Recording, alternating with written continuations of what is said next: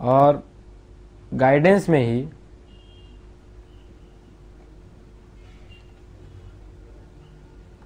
Faculty आपको कैसी मिलती है।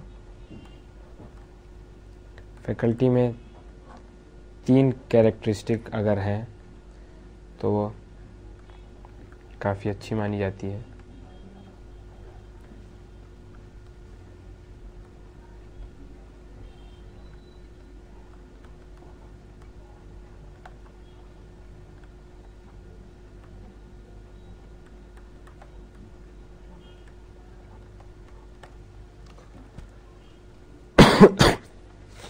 अगर जो फैकल्टी आपको पढ़ा रही है वो पहली चीज़ मोटिवेशनल होना चाहिए, बच्चों को डिमोटिवेट ना करे कि आप नहीं कर सकते। वह एक तरीके से आपके पोटेंशियल को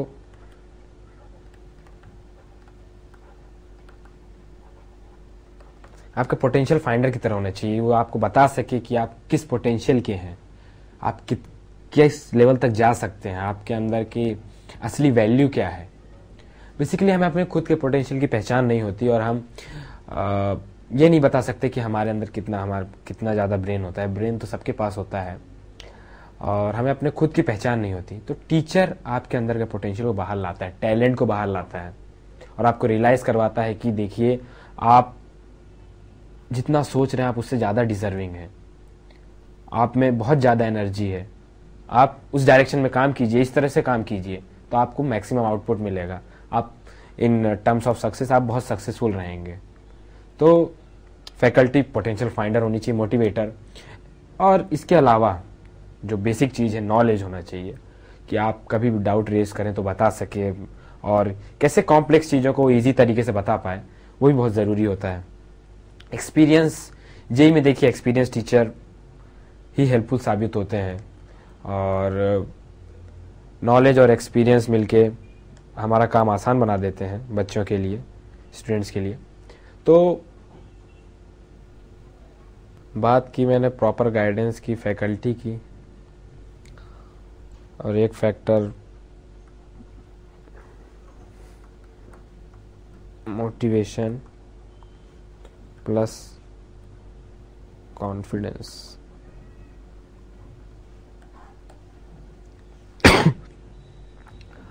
तो ये देखिए बिना मोटिवेशन के आदमी के लिए कुछ अचीव करना आसान नहीं होता है और अगर आप में कॉन्फिडेंस है तो आप कुछ भी कर सकते हैं। तो जब सपोर्टिंग टाइप की फैकल्टी होती है और पेरेंट्स सपोर्टिव होते हैं, पेरेंट्स जनरली सपोर्ट करते हैं और आपको अच्छी अच्छी बातें सिखाई जाती हैं, आपकी तैयारी अच्छे से होती है, तब आपके अंदर मोटिवेशन होता है और मोटिवेशन से ही कॉन्फिडेंस आता है। मैंने जो पहली लाइन लिखी थी they can because they think they can, उसमें दिखता है कि उस बंदे के अंदर मोटिवेशन भी है और कॉन्फिडेंस भी है और यही ज़रूरी होता है सक्सेस अचीव करने के लिए। तो अपना मोटिवेशन लेवल हाई रखिए, कॉन्फिडेंस लेवल हाई रखिए और जब भी आप में डिप्रेशन आए किसी परफॉर्मेंस के कारण कि आप कहीं पीछे जा रहे हैं तो घबराइए नहीं। बेसिकली टीचर से जाइए, कंसल्ट करिए और पेरेंट्स के पास जाइए, अपनी बात रखिए, टीचर से बताइए कि हमारे ये वीक पॉइंट्स हैं, हम इसमें लैग कर जाते हैं, इस कारण हमें कॉन्फिडेंस नहीं आ रहा, हम क्या करें। तो टीचर आपके समझिए कि एक दोस्त की तरह होता है, वो आपको हर समस्या का समाधान बताएगा। तो टीचर से ही आप मैक्सिमम कंसल्ट किया करिए। आप अपने दोस्तों से ही पूछेंगे तो ज़रूर वो कुछ ना कुछ गुमराह कर देते हैं। तो टीचर्स के पास जाके आप ऑलमोस्ट अपनी हर प्रॉब्लम का सलूशन कंसल्ट किया करिए, बहुत हेल्पफुल रहेगा। वो आपको बहुत ज़्यादा मोटिवेट करेंगे और आप में के अंदर कॉन्फिडेंस आएगा कि हाँ आप कुछ भी कर सकते हैं। और ये समझ लीजिए कि अगर आप चाहें तो आसमान छू सकते हैं, because sky is not the limit, it is the lower limit. तो मोटिवेशन और कॉन्फिडेंस दोनों होना चाहिए और हाई होना चाहिए। तो बात हो गई आपके गाइडेंस की, मोटिवेशन की, फैकल्टी की। अब बात की जाए आप अपनी तरफ से क्या करना चाहिए आपको।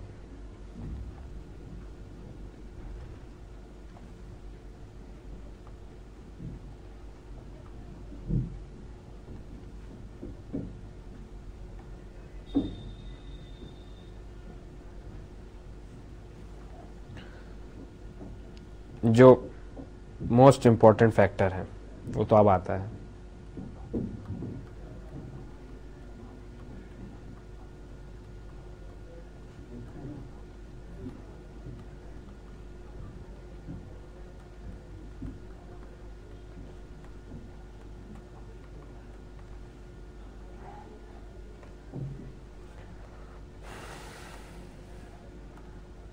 बेसिकली परसिस्टेंस का मतलब होता है कंटिन्यूटी इन एफर्ट्स।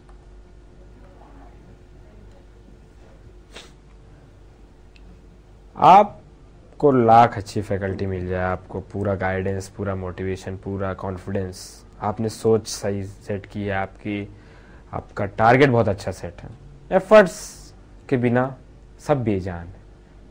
तो ये याद रखिए कि एफर्ट्स ही है जो आपको जिता सकते हैं आपकी रेस, और efforts is the most important factor in your preparation.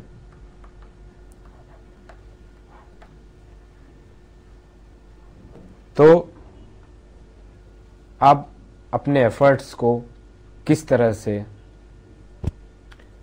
Channelise किया जाए, एफर्ट्स किस डायरेक्शन में हो कि हमें मैक्सिमम आउटपुट मिले, या किस तरह से हम एफर्ट्स लगाएं कि मैक्सिमम आउटपुट मिले, उसके लिए सबसे अधिक गाइडेंस तो टीचर देता है।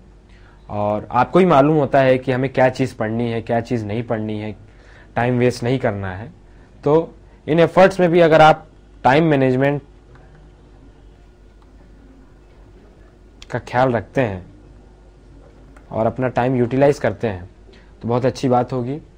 आपके पास कोई भी ऐसा बच्चा नहीं है जिसके पास 30 आवर्स अ वीक पढ़ने के लिए ना हो। वो कोचिंग जाता है तो ये टाइम 30 आवर्स है, स्कूल जाता है तो भी ये टाइम 30 आवर्स है, मिनिमम है ये। आपको इतना टाइम तो निकालना ही है पढ़ने के लिए। और जो बच्चे जिनकी बच्चे कोचिंग कम लगती है, उनके पास ये टाइम डबल होता है। और अगर आप इसका 70% टाइम भी यूटिलाइज करने में सक्सेसफुल रहते हैं तो आप सही डायरेक्शन में हैं। आप सही स्टडी मटेरियल रिफर कीजिए। एक अच्छी टेस्ट सीरीज बहुत ज़रूरी है, क्योंकि ये रिफ्लेक्ट करती है आपकी तैयारी।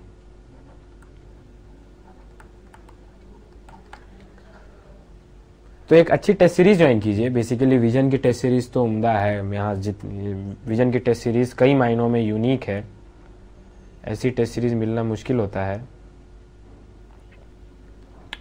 यहाँ नंबर ऑफ टेस्ट बहुत ज़्यादा है,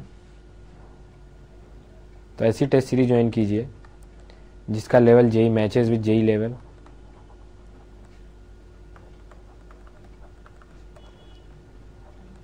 जिसमें रिलेवेंट चीज़ें पूछी जाएं, अननेसेसरी सिलेबस ना हो, नंबर ऑफ टेस्ट हाई हो,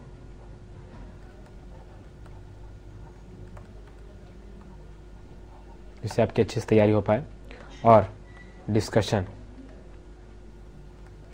थॉरो होना चाहिए। अगर ये चारों चीज़ें आपको MapTS मिलेंगी हमारे कोचिंग की। मैं अपनी कोचिंग की तारीफ नहीं कर रहा हूँ, ये मत समझिएगा कि मैं अपने कोचिंग की पब्लिसिटी कर रहा हूँ। बेसिकली मैंने देखी, काफ़ी टेस्ट सीरीज़ देखी, किसी में भी चारों चीज़ें नहीं मिल पाती। कुछ एक न एक चीज़ तो मिसिंग होती है, पर यहाँ सब मिलता है, क्योंकि इनका जो मैप का फुल फॉर्म है वही है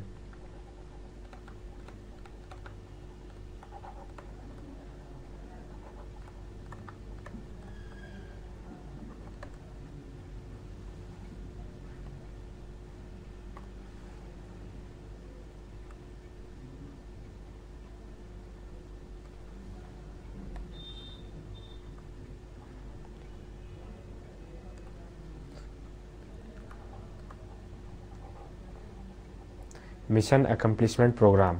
तो आप ये समझिए कि यहाँ जेई को एक मिशन समझा जाता है और उसके हिसाब से तैयारी करवाई जाती है। तो जब टीचर मिशन समझेगा जेई क्लियर करवाना स्टूडेंट के लिए, तो स्टूडेंट भी प्रॉपर एफर्ट्स डालेगा, बहुत मेहनत करेगा। और बच्चे को जब इतना ज़्यादा मोटिवेट किया जाता है, इतना ज़्यादा सपोर्टिव एनवायरनमेंट दिया जाता है, तो वो चूक नहीं सकता, उस सक्सेस गारंटीड है। और हार्ड वर्क अगर आप अपनी तरफ से कर रहे हैं तो, और अगर आप ऑनेस्ट हैं तो चिंता मत करिए, जेई बहुत आसान काम है। बातों बातों में एक बात रह गई, कंपटीशन का दौर है तो कॉम्पिटिटिव एनवायरनमेंट भी ज़रूरी है। अगर आप अकेले दौड़ेंगे तो अकेले दौड़ने में आदमी की पेस बढ़ती नहीं है, लेकिन जब 10 लोगों के साथ आदमी दौड़ता है तो पेस रेगुलर बढ़ती जाती है और अपने पोटेंशियल को सही तरीके से यूटिलाइज कर पाता है। तो इन सब बातों का अगर आप ध्यान रखेंगे और ऑनेस्ट रहेंगे, मेहनत करते रहेंगे तो जेई बहुत आसान है।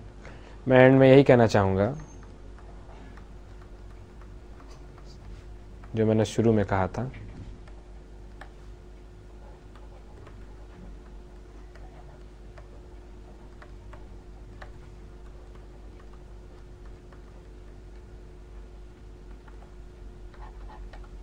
है ना। एंड